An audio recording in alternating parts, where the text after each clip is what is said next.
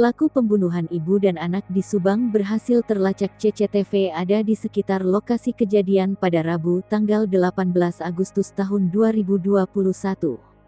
Setelah menyelidiki berbagai alat bukti, polisi menyelidiki sejumlah rekaman CCTV di sekitar lokasi kejadian.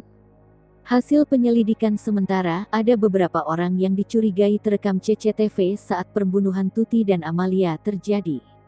Polisi menyebutkan, terduga dua pelaku pembunuhan ibu dan anak di Subang tersebut mengendarai sepeda motor biru jenis NMAX dan mobil warna putih jenis Avanza. Kabag Penum Divisi Humas Polri, Kombes Pol Ahmad Ramadan menyampaikan kendaraan pertama yang diduga digunakan pelaku adalah Avanza berwarna putih. Selain mobil Avanza, Ramadan menyatakan kendaraan yang digunakan pelaku lain adalah sepeda motor berwarna biru. Lebih lanjut, Ramadan menuturkan jenis kendaraan roda 2 tersebut berjenis NMAX. Kendaraan ini masih tengah ditelisik oleh pihak kepolisian. Setelah polisi mengumumkan informasi tersebut, foto-foto istri muda Yosef, yakni Mimin pun menjadi sorotan.